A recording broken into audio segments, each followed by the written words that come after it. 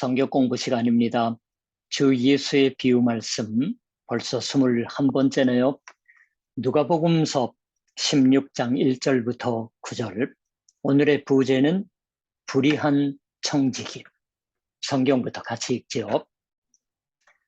또한 제자들에게 이르시되 어떤 부자에게 청지기가 있는데 그가 주인의 소유를 낭비한다는 말이 그 주인에게 들린지라.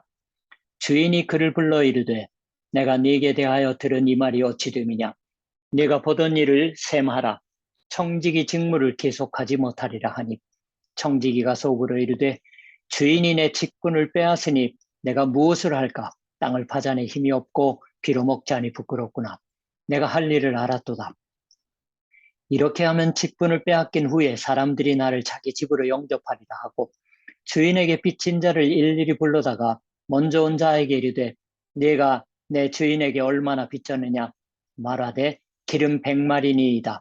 이르되 여기 네 증서를 가지고 빨리 앉아 50이라 쓰라 하고 또 다른 이에게 이르되 너는 얼마나 빚졌느냐. 이르되 밀 100석이니이다. 이르되 여기 네 증서를 가지고 80이라 쓰라 하는지라. 주인이 옳지 않은 청지기가 이를 지혜 있게 하였으므로 칭찬하였으니 이 세대의 아들들이 자기 시대에 있어서는 빛의 아들들보다 더 지혜로움이니라. 내가 너희에게 말하노니 불의의 재물로 친구를 사귀라.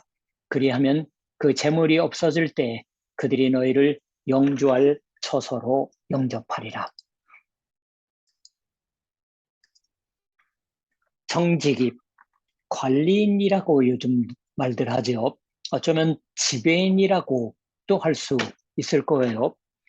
아무튼 어떤 부자가 자기 재산을 관리하기 위해서 한 남자를 고용하고 있었습니다. 집사라고도 하지요. 거기에 전 재산을 맡기고 있었던 듯해요. 맡고 있는 사람이니까 이 지배인, 이 청지기는 주인의 재산이면서 자기를 위해서도 사용했던 걸까요? 아주 제멋대로 지출하고 있었던 듯 합니다. 그것이 묵과할 수 없어져 답은 그 부하의 한 사람이었을지도 모르겠어요. 주인에게 일러버렸던 사람이 있었어요. 거기서 주인에게 불려나가 회개 보고를 하라. 너에 관하여 좋지 않은 소문을 듣고 있지만 정말이냐? 만일의 경우 회계 보고에 방만한 구석이 보이면 재산을 더 이상 맡겨둘 수는 없다. 그만두게 하는 수밖에는 없다. 궁지에 몰려 곤란해진 이 남자는 그 다음에 대체 뭘 했을까요? 주 예수께서 해주신 비유 말씀 중에서도 긴장감 있는 흥미 있는 이야기입니다. 우리도 또한 자기 자신이 그러한 처지가 되었을 때의 것을 생각해 볼 수도 있습니다. 생각할 수 있는 길은 여러 가지 있겠지요. 예를 들면 마침내 들켰냐고 해서 어쨌든 여기는 주인에게 머리를 푹 숙이고 철저히 끝까지 빌어서 곁에 두어 달라는 수밖에 없다라고 결심할 수도 있을 거예요. 혹은 또 거기서도 끈질기게 어떻게든 발뺌을 할 길을 찾을 수도 있을지도 모르겠습니다. 오늘날의 정치인이죠. 드러나지 않으면 발뺌입니다. 혹은 또 이 남자 자신이 하나의 가능성으로서 생각한 것처럼 이렇게까지 나쁜 짓을 하고 있었던 거니까 깨끗하게 체념하고서 쫓겨난다면 쫓겨나서 다시 한번 처음부터 다시 할 수도 있습니다. 허드렛 일부터라도 육체 노동이든 뭐든 하면 된다라고 그러한 사고방식도 할 수 있었을지도 모릅니다. 이런 것들은 어느 것이나 누구나가 생각하겠고 그 어느 것을 강구해도 험담은 듣겠지만 남에게서는 더 이상 아무 말도 듣지 않아도 되는 길이겠지요. 그런데 이 사람은 그 어느 것도 하지 않았어요. 생각해낸 건 지금까지 주인에게 빚을 지고 있었던 사람들을 불렀습니다. 관리를 하고 있던 거니까 누가 얼마 빌리고 있는지 잘 알고 있었겠고, 이제까지도 주인 대신에 그 사람들로부터 빚 톡촉을 하고 있던 거겠지요. 새삼 얼만큼의 빚이 있는 건지 확인합니다. 어떤 사람은 기름 100말이라고 말했습니다. 이 한 말은 23리터라고 합니다. 2300리터분의 기름이라고 하면 상당한 것이겠죠. 우리 한국어 성경에 나온 토랑형 설명은 옛날 것 같아요. 좀 틀립니다. 어떤 사람은 밀 100석, 한 석은 230리터, 즉 10마리예요. 거기서 이 남자는 그 자리에서 차용증을 고쳐 쓰게 합니다. 처음에 남자는 반액으로조차 해주고 있습니다. 부채 증서를 차례차례로 고쳐 쓰게 하고 갚아야 할 액수를 적게 해주어서요. 주인의 재산을 속여서 일부밖에 회수하지 않고 주인에게 손해를 주어서 빚을 지고 있던 사람들에게 받아들여지려고 했습니다. 어떤 해석은 그 차용증서는 이자도 포함되어 있었던 것이니까 이 청지기는 이자분을 감해 주었지 손해보게 한 것이 아니다라는 해석을 하는 것도 있습니다. 아무튼 사람들에게 좋게 보이려고 했습니다. 왜냐하면 여기서 은혜를 팔아두면 나중에 자기가 해고될 것은 틀림없으니까 그때 자기가 은혜를 팔아둔 사람들에게로 가 보살핌을 받자, 그러한 계획을 세웠어요. 그러한 교활한 남자 얘기가 여기서 말씀되어지고 있습니다. 실화는 아니에요. 정말인지 그러나 있을 법한 얘기입니다. 그러나 이것은 주 예수께서 창작하신 비유 말씀인 듯합니다. 실제로 이런 남자도 주변에 얼마든지 있을지도 모릅니다. 그러나 많은 사람들은 설마 그 같은 남자는 없을 것이고 그렇게 잘 될까라고도 생각하겠지요.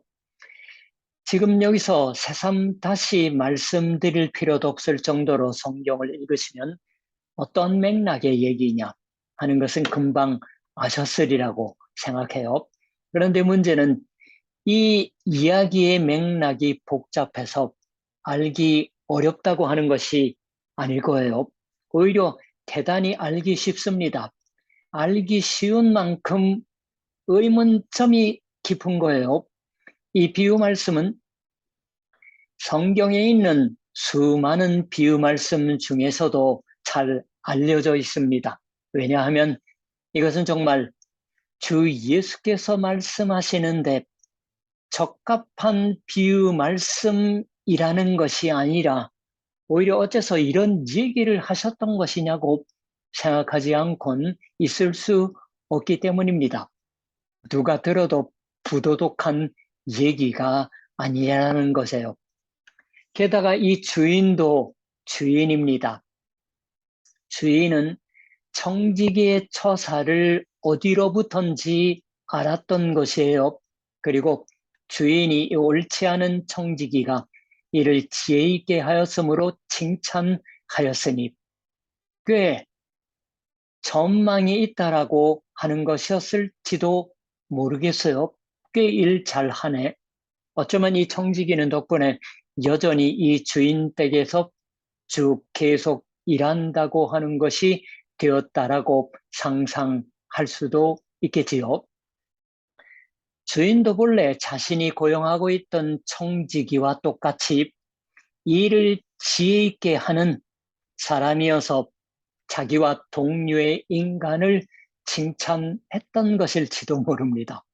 그러나 이러한 주인이 칭찬했다고 하는 것도 주 예수께서는 결코 부정적으로 말씀하시고는 있으시지 않아요.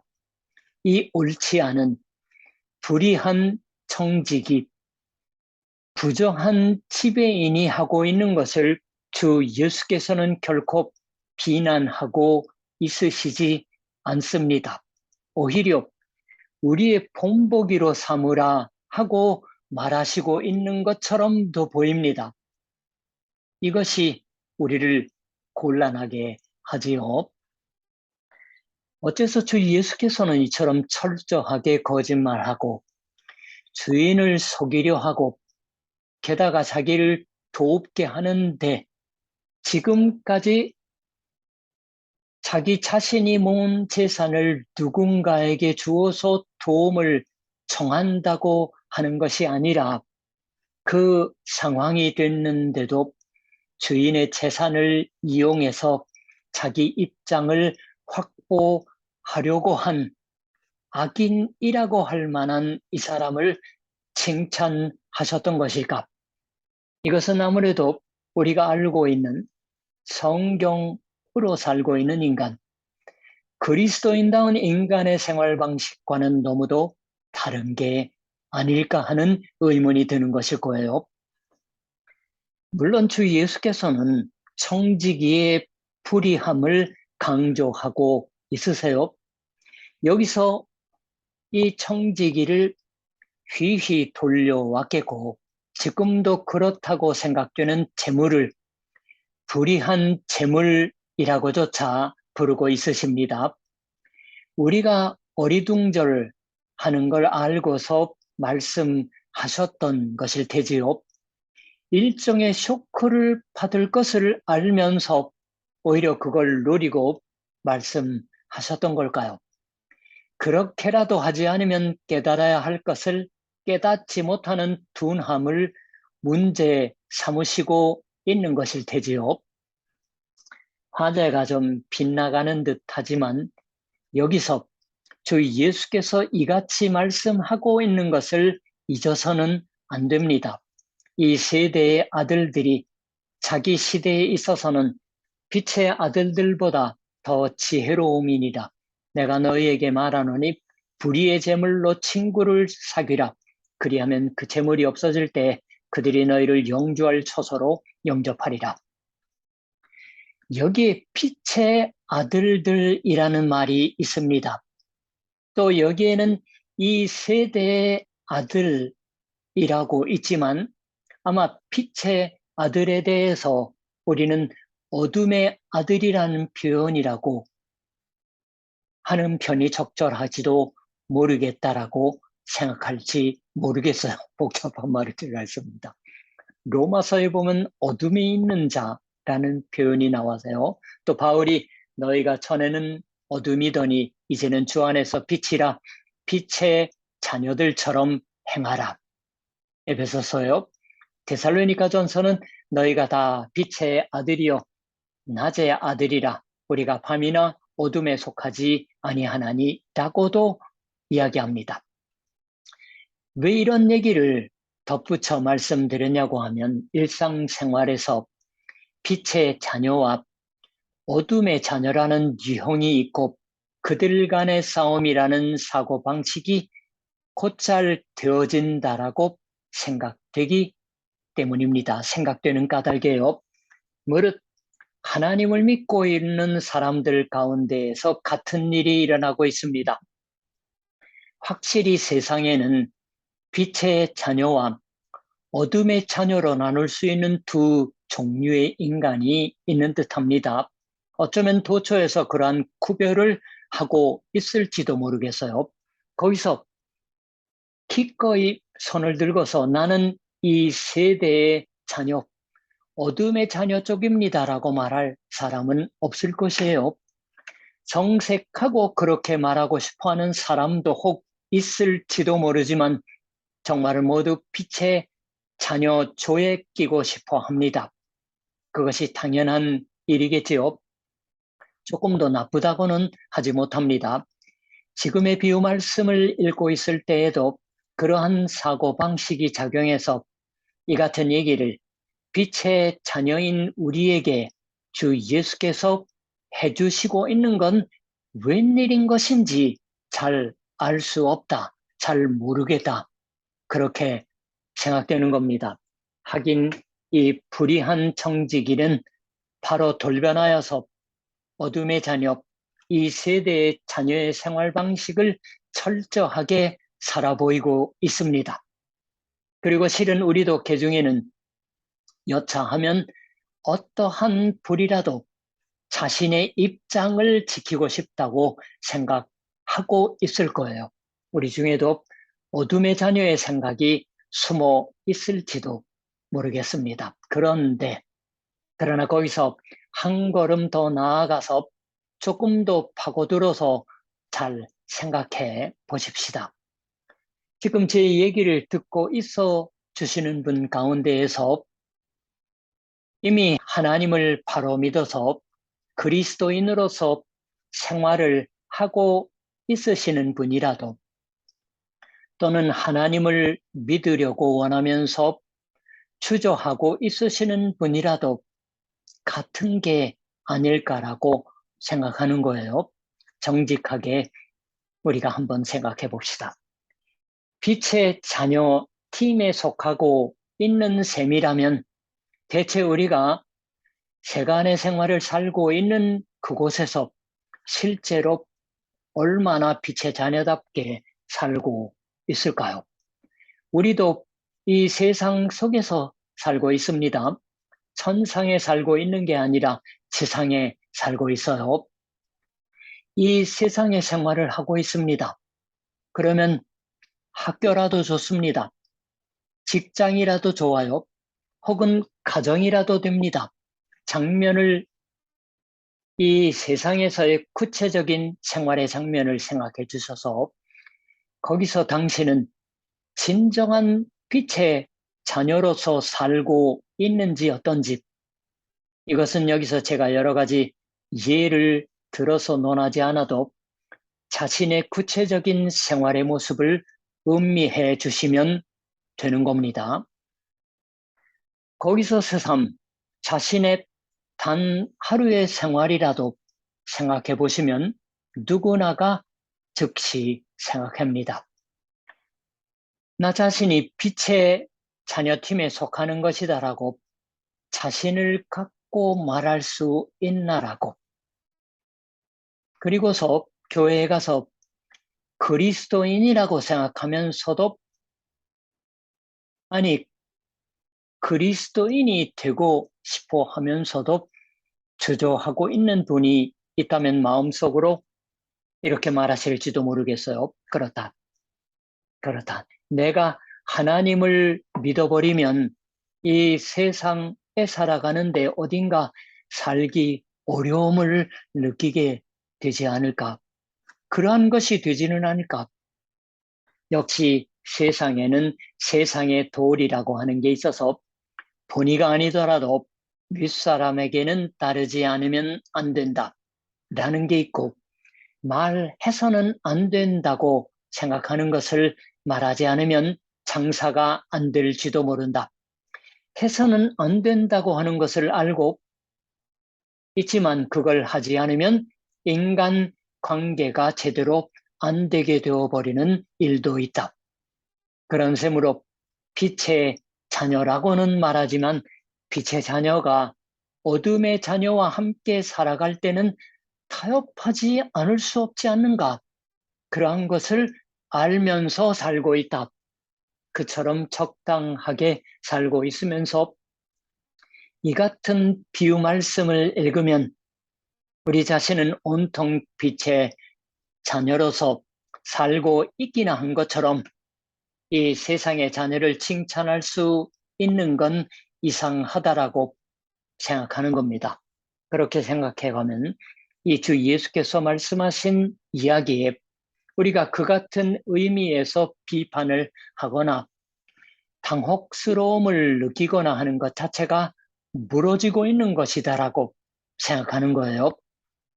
주 예수께서 이 세대의 아들들이 자기 시대에 있어서는 빛의 아들들보다 더 지혜로움이니라라고 말하셨을 때 그러한 우리 그리스도인의 엉거주춤한 태도를 노골적으로 드러내고 있으시는 것이 아닐까라고 생각하는 거예요. 거기에 대해서 하나님을 믿고 있지 않은, 그러니까 나쁜 일을 하는 인간은 철저하게 나빠집니다. 그러한 생활 방식에 도리어 철저한 수비 일관된 모습을 보셨던 것이 아닐까라고. 물론 주 예수께서는 여기서 나쁜 짓을 권하고 있는 게 아니에요.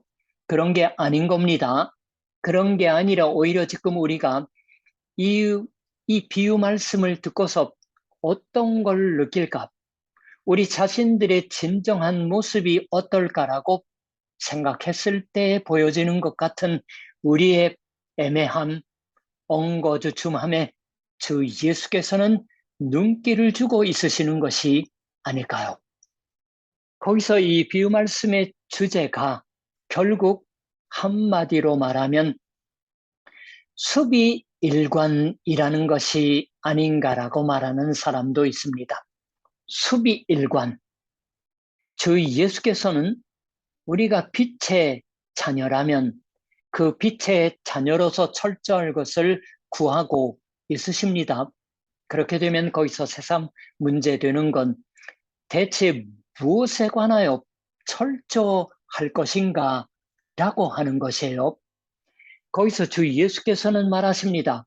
9절, 우리가 오늘 배우는 마지막에 있는 말씀이지만 내가 너희에게 말하노니 불의의 제물로 친구를 사귀라. 그리하면 그 제물이 없어질 때 그들이 너희를 영주할 처소로 영접하리라. 이 말씀이 뭘 의미하고 있는 걸까요? 불의한 제물의 직역은 불의한 만몬이라고 있습니다. 의미는 하늘의 보화에 대한 이 세상의 보화라는 정도의 말입니다. 부정한 수단으로 얻은 돈이라는 의미가 아니에요. 누가의 기록들을 보면 18장 6절에 불의한 재판관이라고 나와 있지요. 사도행전 1장 18절에는 불의의 삭이라고도 있습니다. 여기서는 친구에 관하여 말씀되어지고 있습니다. 불의한 청지기도 또한 자기를 도와줄 동료, 즉 친구들을 만드는 것, 친구들이야말로 도움이 될 것을 생각하고 있던 것이니까 그것과 같이 우리도 또한 이 세상의 재물, 즉 돈을 유효하게 써서 사랑의 실천을 하고 사랑의 친구들을 만들지 않으면 안 되는 의미다라고 이해할 수 있습니다. 그 같은 사랑의 친구들이 영주할 처소에서도 기다리고 있어준다. 그렇게 생각할 수 있습니다. 그러나 과연 그럴까요?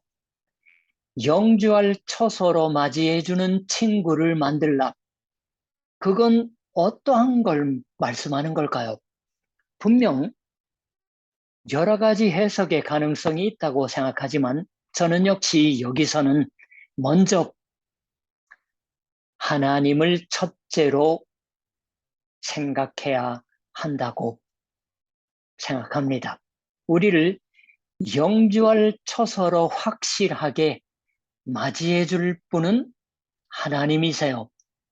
그 하나님의 사랑을 확보하여 하나님으로 말미암아 언제든지 기뻐하며 맞이해 받을 수 있을 듯한 생활을 자신의 이 세상에 있어서의 갖가지 보화, 갖가지 재능, 그 어떤 것을 사용해서라도 철저하게 사는 그런 것이 권해지고 있는 것이 아닐까요?